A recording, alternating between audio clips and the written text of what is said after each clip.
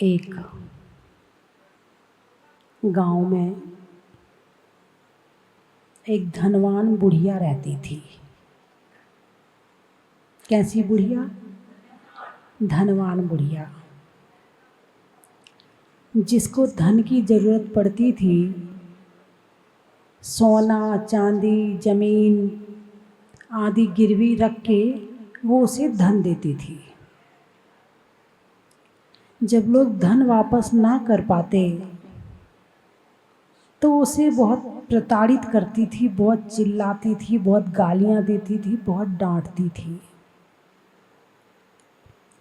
उसी के घर के जस्ट सामने एक व्यक्ति रहता था जो प्रतिदिन उसकी इन क्रियाओं को देखता था और देखकर उसे बड़ी दया आती थी लोगों पर। और बुढ़िया के ऊपर क्या आता था? क्या बात है, आपको कैसे पता? भाई कोई ऐसा करेगा तो गुस्से ही आएगा। उसको बड़ा गुस्सा आता था और गुस्सा आते आते कभी कभी तो उसके मन में ये भाव आते कि जाके इसकी गर्दन दबा दूं। 1 साल हो गए, 2 साल हो गए, 3 साल हो गए, 4 साल हो गए, देखते देखते भर गया वो अंदर तक, लेकिन कुछ कर नहीं सकता है। एक दिन उसी को धन की ज़रूरत पड़ी तो वो घड़ी लेकर के उस बुढ़िया के पास गया, क्योंकि गांव में कोई और नहीं था जो धन दे सके। उसने बुढ़िया को अपनी घड़ी दी और घड़ी देकर कहा कि मुझे इतने रुपए चाहिए। बुढ़िया ने यूं घड़ी फेंक दी। ऐसी सड़ी सी घड़ी में इतने रुपए कैसे मिल सकते हैं? नहीं मिल सकते हैं। आवाज़ बढ़ाओ। नहीं मिल सकते हैं। उसको इतना गुस्सा आया उस आदमी को और झपट के गया बुढ़िया के पास, उसकी गर्दन दबा दी। बुढ़िया मर गई। बात समझ में आई कि नहीं आई? गर्दन क्या एक बार में दबाई है? गर्दन दबाने के भाव वो कितने बार बना चुका था। उस बुढ़िया को देख देख कर वो कितने बार क्रोध कर चुका था।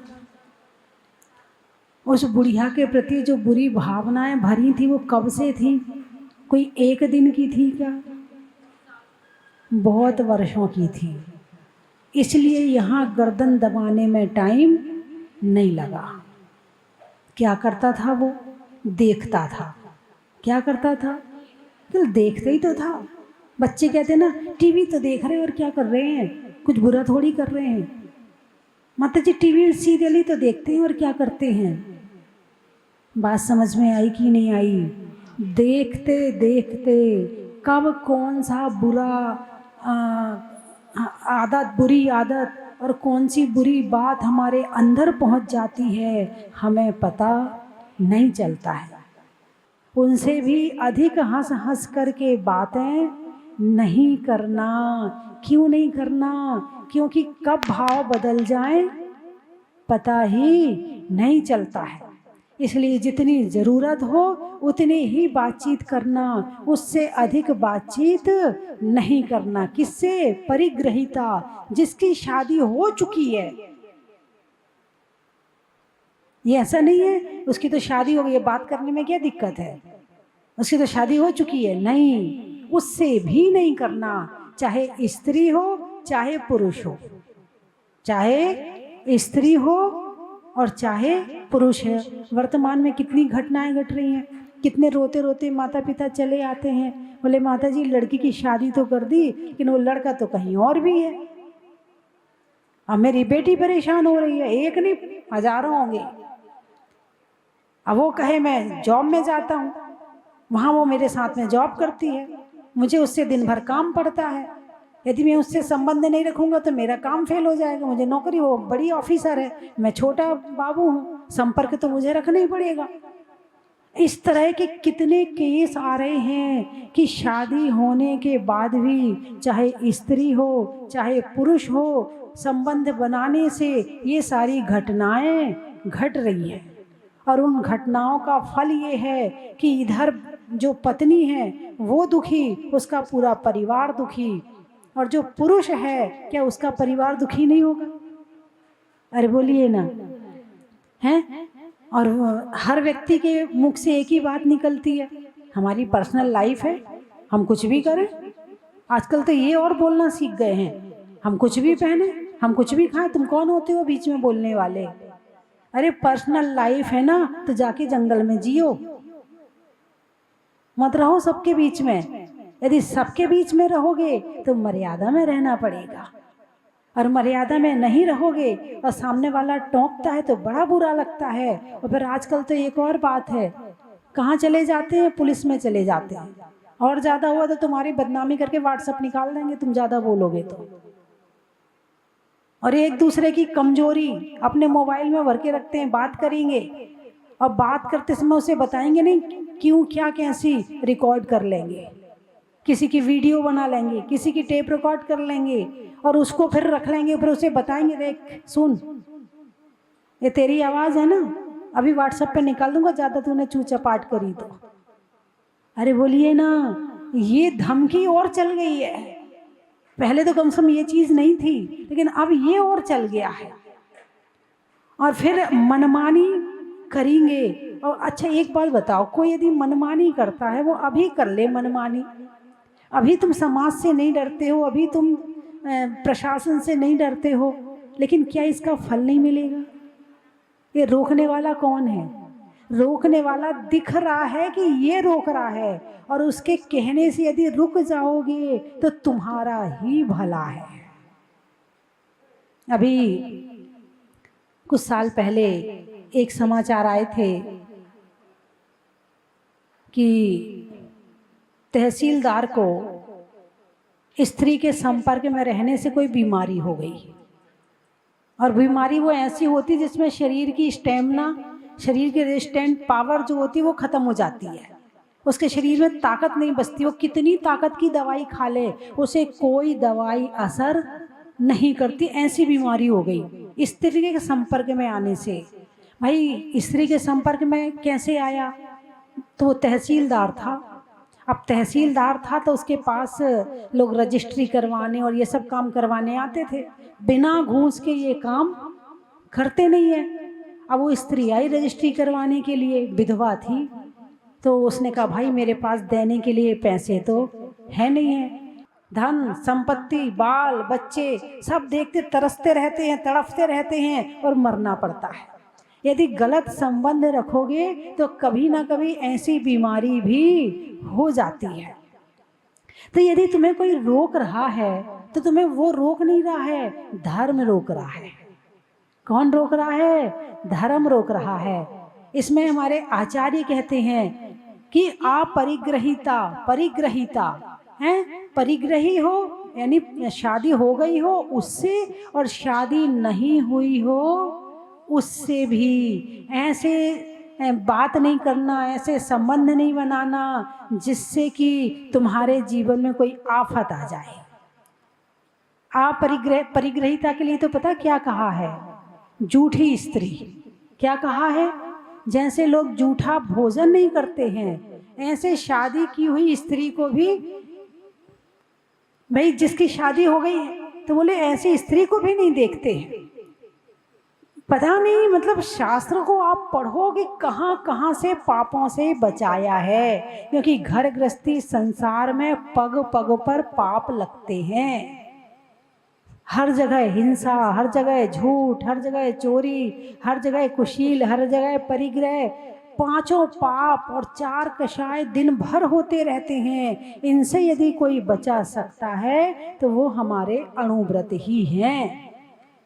इन अणुव्रतों के माध्यम से बच सकते हैं और अपने जीवन को, अपने स्वास्थ्य को, अपनी बुद्धि को, अपनी आत्मा को सुरक्षित कर सकते हैं, अपने सम्मान को। यदि कोई पुरुष किसी दूसरी स्त्री के पास जा रहा है तो क्या सारे लोग उसे सम्मान की दृष्टि से देखते हैं? अरे बोलिए ना, कोई स्त्री यदि किसी पुरुष से जुड़ जाए तो क्या उसका सम्मान रह जाता है? उसके प्रति सबके, उससे नहीं कहेंगे लोग जाकर के, उससे कुछ नहीं कहेंगे और पूरे गांव में उसकी बदनामी हो जाती है। एक स्त्री थी तो उसका पति किसी दूसरे से प्रेम करता था। उसने कहा ठीक है, तुम्हें सबक सिखाने के लिए मैं भी ऐसे ही करूँगी। अब वो किसी दूसरे से जुड़ गई। अब जुड़ गई तो ससुराल में सास भी है, ससुर भी है और देवर भी है, जेठानी भी है और नंद भी है, सब हैं, पूरी समाज है वहाँ पर। सबक तो सिखाना चाहती है पति को, लेकिन खुद फंस गई आफत में। और जब घर वालों को पता चला, उसके पीहर वालों को पता चला, उसके परिवार वालों को पता चला तो बहुत बदनामी हुई।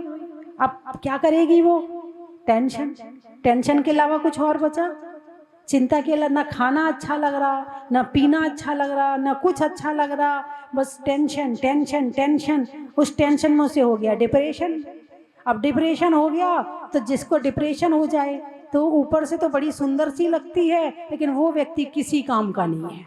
जिसको डिप्रेशन हो जाए वो व्यक्ति किसी काम का नहीं, उसको हो गया डिप्रेशन। सबक किसको सिखाना चाहती थी? पति को, और हुआ क्या? खुद ही आफत में फंस गई। तो इन सारी आफतों से कोई बचाने वाला है तो वो हमारे अणुव्रत हैं। कौन है?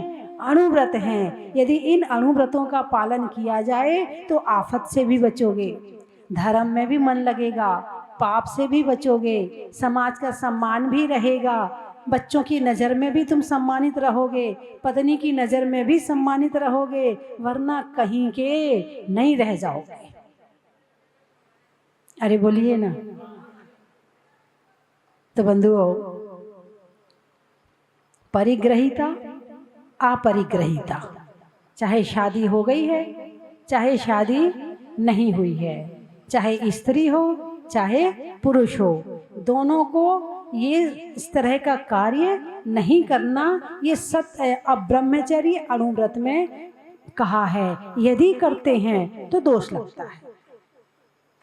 और जो पूरा ब्रह्मचारी होता है, जिसने पूर्ण रूप से ब्रह्मचर्य को धारण कर लिया है, तो उसके लिए तो यहाँ तक कहा है कि जहाँ स्त्री या पुरुष बैठ के गए हैं तो जब तक वो एक मुहूर्त तक उससे परमाणु वहां से उड़ नहीं जाते हैं, उस स्थान पे नहीं बैठना, उस शैया पर नहीं बैठना, उस कुर्सी में नहीं बैठना जहाँ कोई पहले, जैसे कोई पुरुष है उसने ब्रह्मचर्य व्रत पूरा ले लिया है, अब वो समस्त स्त्री मात्र का त्याग कर चुका है, तो वो जहाँ स्त्री बैठ के गई है तुरंत जाकर वहां पर ना बैठे।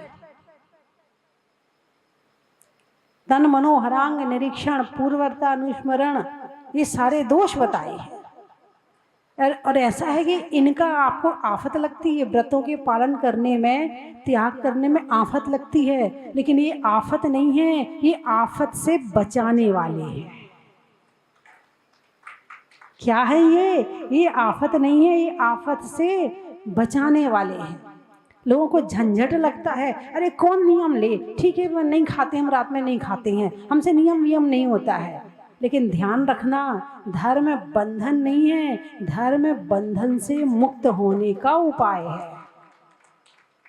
जहाँ जहाँ से दुख आना है, धर्म वो रास्ते बंद करता है और उसको नियम बनाकर आपसे कहता है कि आप इनसे दूर रहो, वरना आप आफत में पड़ जाओगे।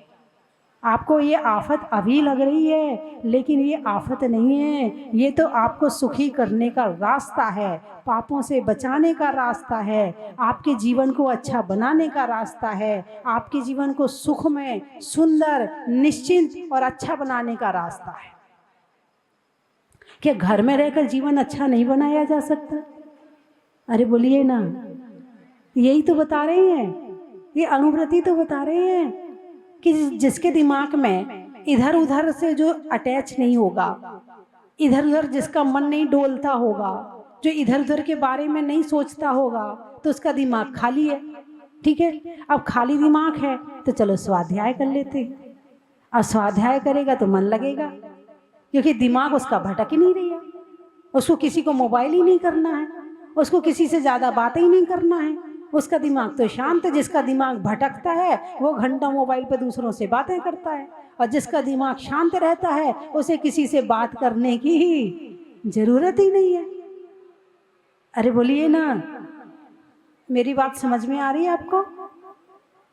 तो इस तरह से यदि मन शांत रहे तो धर्म के काम होते हैं। सम्यक दर्शन प्राप्त होना हो तो सबसे पहला कारण है क्षयोपशम लब्धि। क्या? क्षयोपशम। पहले कर्म का उपशम होना चाहिए। कर्म का उपशम हो गया, अब विशुद्धि बढ़ेगी। तो क्षयोपशम करने के लिए क्या करें? पहले ऐसे रास्तों को बंद करो जिनसे हमारा कर्म बंद ज्यादा होता है और हम धर्म नहीं कर पाते हैं। कुछ लोग तो मंदिर का पता देते हैं, बोले हम मंदिर रोज जाते हैं ना, आप वहीं आ जाना, वहीं मिल लेंगे, वहीं बात कर लेंगे। यहाँ तो घर में सब लोग होते हैं तो सबके बीच में मोबाइल भी नहीं कर पाते, घर छोटा है तो हम यहाँ नहीं कर पाते हैं, तो हम वहीं बातचीत कर लेंगे। कुछ तो मंदिर को ही ये स्थान बना लेते हैं। नहीं नहीं, आप लोगों की बात नहीं है।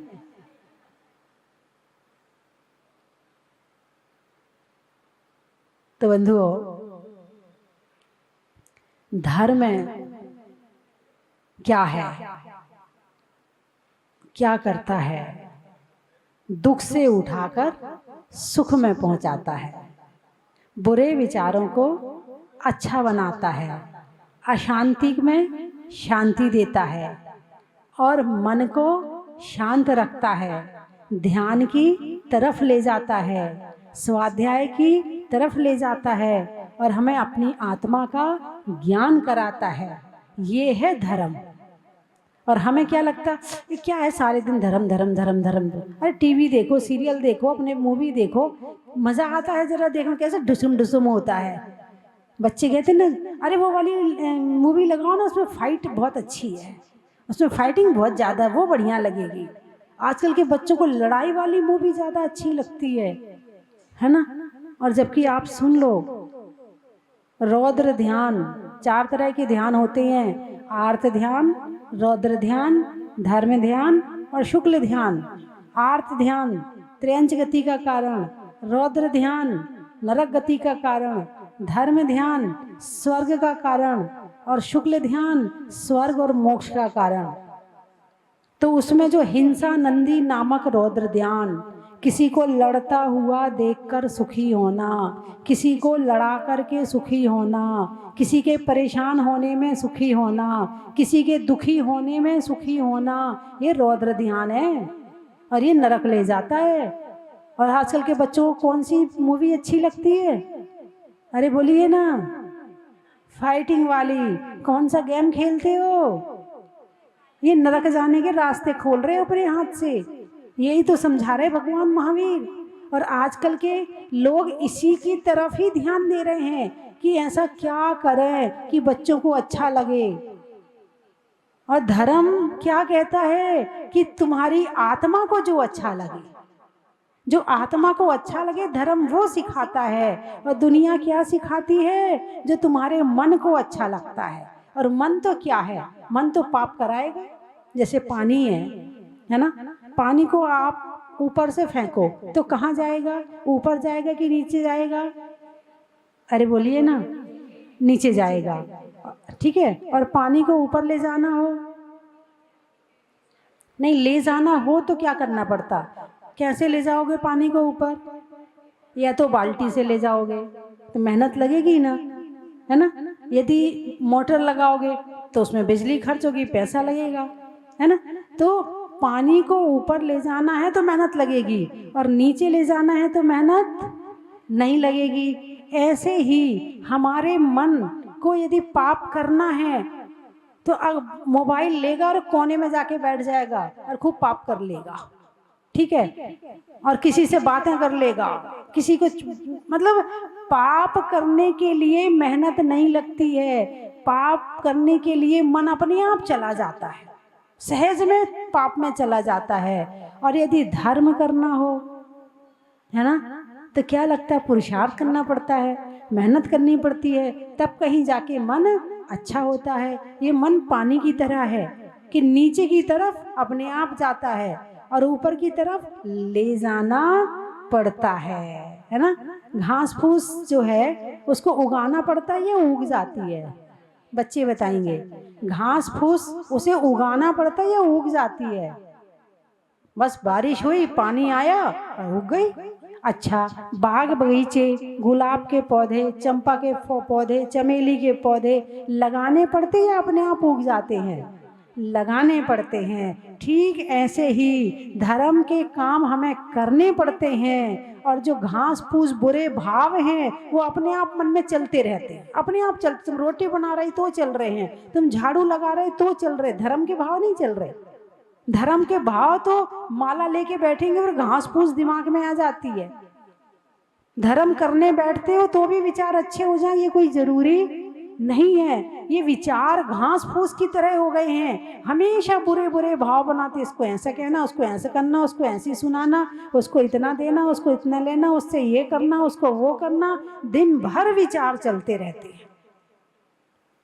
और यदि बाग बगीचे लगाने हैं, स्वाध्याय करना है तो शास्त्र लेके बैठना पड़ेगा, है ध्यान लगा के पढ़ना पड़ेगा, उस पर चर्चा करनी पड़ेगी, उसको किसी से प्रश्न करके पूछना पड़ेगा, मेहनत लगेगी। लेकिन ऐसा है, यदि संस्कार डाले जाएं तो धर्म के संस्कार भी डाले जा सकते हैं। ऐसा नहीं है कि नहीं डाले जा सकते हैं। आपको थोड़े दिन तो दिक्कत आएगी, लेकिन थोड़े दिनों के बाद मन अपने आप करेगा।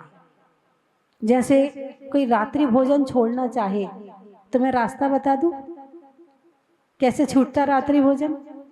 वो कहेगा रात में नहीं खाना, कि कोई कहेगा तो क्या मुझे रात को भूख लगती है, मुझे शाम को भूख नहीं लगती है, हम रात में ही खाएंगे, ऐसे ही कहते हो ना। अब मैं बता देती कि कैसे आप छोड़ सकते हो। जैसे पहले दिन आपको रात शाम को भूख नहीं लगी, आप आधी रोटी खाओ और रात में मत खाना, ठीक है। अब दूसरे दिन फिर एक रोटी खाओ, रात में नहीं खाना। तीसरे दिन फिर 1.5 रोटी खाओ, रात में नहीं खाना। चौथे दिन फिर 2 रोटी खाओ, रात में नहीं खाना। धीरे धीरे ऐसा होगा कि रात की भूख लगनी बंद हो जाएगी और शाम को भूख लगनी शुरू हो जाएगी। और ऐसे ही मात्र इस चीज के लिए नहीं, आप कोई भी आदत को छुड़ाना चाहते हैं तो आप उसको इसी तरह से धीरे धीरे करके आप छुड़ा सकते हैं। कोई चाय छोड़ना चाहे तो उसके लिए भी बता देती हूँ, है ना।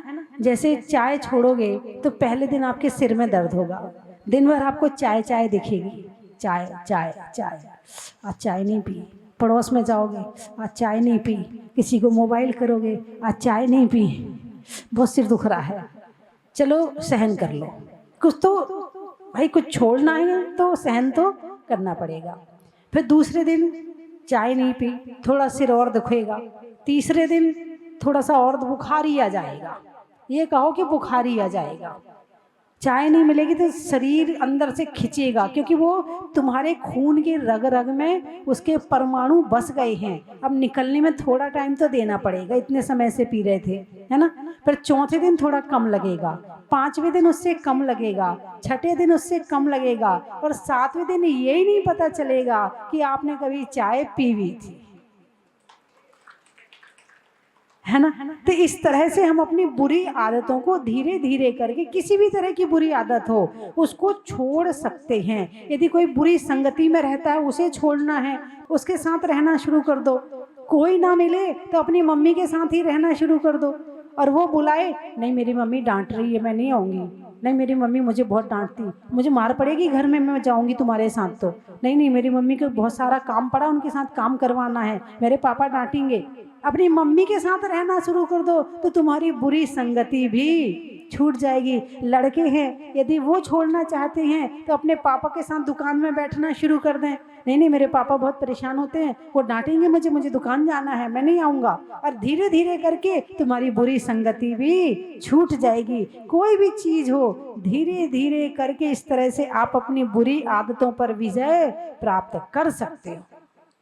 और जिसने अपनी बुरी आदतों पे विजय प्राप्त कर ली वो ही धर्म कर सकता है, और जो धर्म कर सकता है वो ही सुखी हो सकता है, और जो धर्म करेगा वो ही पापों से बच पाएगा, वो ही अपना जीवन अपनी जिंदगी आगे सुधार पाएगा। वरना बिगड़ने के लिए तो 100 रास्ते है ना। दूध जो है घर घर जाके बांटना पड़ता है ना। अच्छी चीज तो जा जाके बांटनी पड़ती, मेहनत करनी पड़ती है। और शराब लाने के लिए घर घर नहीं वो जाता, क्या होता है, उसके यहाँ जाना पड़ता है। तो बुरी आदतें भले वो बड़ी मुश्किल से मिलती हैं, लेकिन वो ऐसी एक बार चिपक जाएं तो छोड़ना बड़ा मुश्किल होता है। तो इसीलिए जो अभी इसमें कहा परिग्रहिता अपरिग्रहिता, इन सब को भी छोड़ना जरूरी है। यदि नहीं छोड़ा तो ये आपके जीवन को, आपकी शांति को, आपके सुख को नष्ट कर देंगे और फिर भटकते रहना, परेशान होते रहना। ठीक है, अरे बोलिए ना। चलिए, आपकी समझ में तो आ गई ना। नहीं, आप तो बड़े समझदार हैं, जितने लोग सुन रहे हैं सब बड़े समझदार हैं, सब आप इससे बचे हुए हैं और आप अपने मन को सुखी करे हुए हैं, है ना। चलिए, मैं 3 चीजें बोलूंगी, आपको कहना बड़ा ही महत्व है। स्वभाव में नर्म का, भोजन में गर्म का और जीवन में धर्म का। पेड़ में तने का, गर्मी में पने का और धर्म को जीवन में पालने का। और इस समय सारी जगह शिविर लग रहे हैं, सभी जगह लग रहे हैं ना, पूरे भारतवर्ष में लगते हैं। तो जो अच्छे बच्चे होते हैं वो तो शिविर में खुद चले जाते हैं। जो अच्छी मम्मियाँ होती हैं वो शिविर में अपने बच्चों को खुद ही भेज देती हैं, जाओ बेटा जाना है तुम्हें, तुम जाओ शिविर में। देखो अच्छी बात है, अब तुम्हें धर्म का भी तो थोड़ा ज्ञान होना चाहिए। अपने बच्चों को खुद ही शिविर में भेज देती हैं। और कई जगह ऐसे भी शिविर भी लगते हैं कि मम्मी के भी लगते हैं और बच्चों के भी लगते हैं। तो मम्मियाँ भी चली जाती हैं, तू उस क्लास में बैठ जाना, मैं इस क्लास में बैठ जाऊंगी। दोनों अपने बच्चे की उंगली पकड़ी और दोनों चली जाती हैं। और कुछ मम्मियाँ, अरे मेरे सीरियल का टाइम है, उसी समय क्लास का टाइम है, उसी समय सीरियल का टाइम है, मैं नहीं जाऊंगी। अच्छा भाई, सुबह 6:30 बजे का टाइम है, तो सुबह से कौन उठेगा, इतनी जल्दी कौन उठता है। नहीं, मैं नहीं जाऊँगा, मैंने नहीं, मेरा नाम मत लिखाना, मैं नहीं जाऊँगी। बेटा तू जाएगा क्या? नहीं मम्मी मैं भी नहीं जाऊँगा। ठीक है, अपन दोनों सोएंगे और शाम को सीरियल देखेंगे। ये कौन सी मम्मी है? अरे बोलिए ना। खुद सो रही है और अपने बेटे को सुला रही है, अपना भविष्य खराब कर रही है और अपने बच्चों का भविष्य खराब कर रही है ना। तो अच्छी मम्मियाँ जो हैं वो खुद भी जाएं और अपने बच्चों को भी ले जाएं। चाहे आपको वहाँ बाहर बैठ के किताब पढ़नी पड़े कि भाई चलो क्लास का टाइम बच्चों का है, मेरी क्लास नहीं लग रही है, आप कोई मंदिर से कोई शास्त्र उठा लो, कोई किताब उठा लो, बच्चा आपका क्लास में बैठेगा, आप स्वाध्याय कर लेना। लेकिन शिविर में जरूर जाना और अपने बच्चों को भेजना। और बच्चों को ही नहीं, बच्चों के पापा को भी जाना बहुत जरूरी है। तीनों पीढ़ी को एक साथ ज्ञान कराना जरूरी है। यदि एक को भी आपने घर में छोड़ दिया तो वो टांग खींचेगा। इतनी देर कर दी, ये टाइम है तुम्हारे आने का, ये कोई इतनी देर मंदिर में रहने का टाइम है। एक को भी घर में छोड़ दिया तो वो तुम्हें खींच लेगा। इसलिए सबको जाना जरूरी है शिविर में। तुम भी जाओ और मैं भी जाऊं। तुम सुबह चले जाओ, मैं शाम को, लेकिन जाना जरूर। क्योंकि जब तक यहाँ का रहने का स्वाद उसको नहीं आएगा तब तक वो घर में बैठा बैठा आपकी डोरी मोबाइल खटकाता रहेगा। मम्मी 8 बज गए, क्या कर रही हो वहाँ पे, चलो वापिस आ जाओ। लड़ना शुरू, घर में लड़ाइयाँ हो जाती है ना।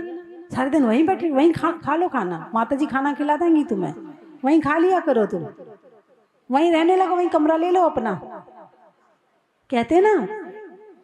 तो वो इसका मतलब वो तुम्हें घर में बिठाना चाहते हैं। यदि तुम घर में बैठ गई तो उनकी जीत, और तुम नहीं मानी तो फिर क्या होगा, जाने दो, ये मानने वाली नहीं है, हम मंदिर ही तो जा रही, जाने दो, माता जी के पास तो कौन सी बुरी बात है, चली जा। तो फिर तुम्हारी जीत। अब कौन घर में बैठता है ये तुम देखो, वो बिठाता है या तुम बैठती हो, कौन बैठता है ना।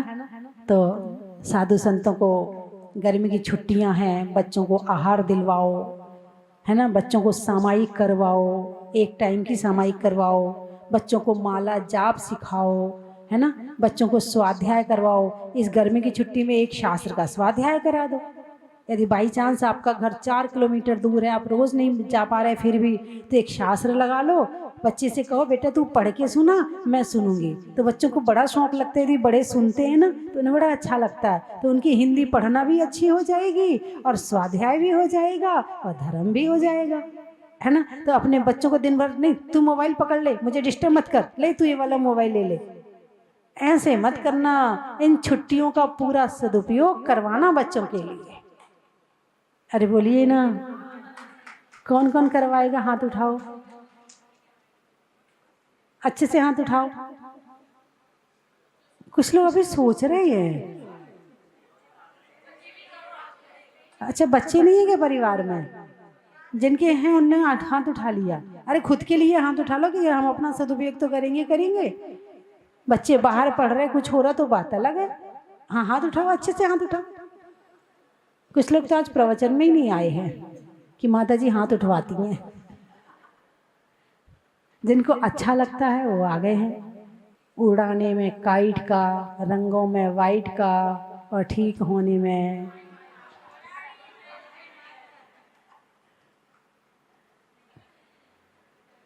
पानी में खोलने का, बनिया में तौलने का, इसको बार बार बोलने का।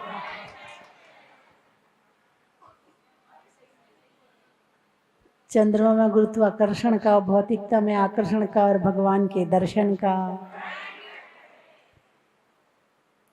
देने में दान का, शादी में पान का, और अब तुम्हारे जाने में मकान का। नहीं, अभी नहीं जाओगे घर? चलो कोई बात नहीं।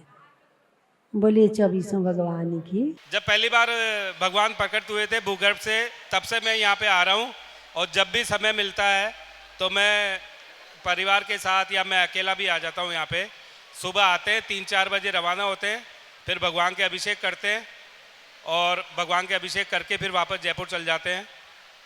लेकिन यहाँ आके बहुत अच्छा लगता है। मंदिर की सीढ़ियाँ चढ़ने से ऐसा लगता है कि एकदम पॉजिटिव एनर्जी आ रही है। आप सबको भी यहाँ पे आना चाहिए। ओम को नमन, ओंकार को नमन, सर्व साधु को नमन, जिन धर्म को नमन। ओम मंगलम, ओंकार मंगलम, अरिहंत मंगलम, सिद्धि सिद्ध मंगलम। ओम मंगलम, ओंकार मंगलम, आचार्य मंगलम, उपाध्याय मंगलम। ओम मंगलम, ओंकार मंगलम, सर्व साधु मंगलम, जिन धर्म मंगलम। ओम उत्तमा, ओंकार उत्तमा, अरिहंत उत्तमा, सिद्धि सिद्ध उत्तमा। ओम उत्तमा, ओंकार उत्तमा। सबकी भावना होती है इस दरबार में बार बार आऊं। मैं मुंबई में रात को सोता हूं, सवेरे दिल में रात में ऐसी भावना होती है कि मैं बाबा के दरबार में चला जाऊं। मैं वहाँ से सीधा निकलता हूं और यहाँ चला आता हूं। मैं माता जी का समझो अंध भक्त हूं। जब प्रतिमा जी निकली थी ये एक किसी के घर में, गांव में, तब से इस प्रतिमा से मुझे इतना लगाव हो चुका है कि मैं आपको क्या बताऊं। और मैं माता जी का भक्त हूं और भारत गुरु राजसंत पुल्लक सागर जी महाराज की का भी मैं परम भक्त हूं। अभी जिन खंड में पंचकर्म प्रतिष्ठा महामहोत्सव हुआ था वहाँ पर मैं राष्ट्रीय कार्याध्यक्ष और कोषाध्यक्ष था और मुझे वहाँ यज्ञ नायक का भार मुझे मिला। और ये सब माता जी की कृपा है, बाबा की कृपा है। बाबा के आशीर्वाद से पुल्लक सागर जी ने मुझे नज़दीक लिया और मुझे परम सौभाग्य मिला है। और मैं ये भावना भाता हूँ कि हे तीन लोक के नाथ मुनीश्वरनाथ भगवान, आपकी छत्र छाया हमारे पे बनी रहे और बार बार आपका बुलावा आवे। यही हम भावना भा के यहाँ से प्रस्थान करेंगे।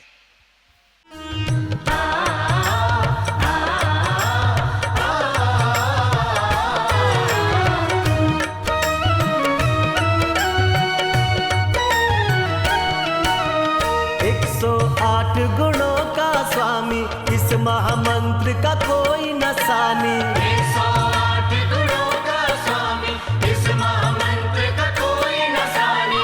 नागों के दुख दूर भगाए, यही अनादि मंत्र कहलाए, यही अनादि मंत्र कहलाए, यही अनादि मंत्र मंत्र कहलाए।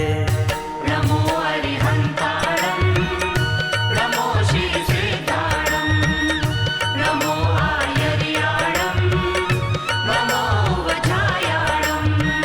जन की थाल को सजाओ रे आज, रत्नों की थाल को भर लाओ रे आज। आओ आओ करे रे गुणगान आरती भगवन की। आओ आओ करे गुणगान आरती भगवन की। आओ आओ करे रे गुणगान आरती भगवन की।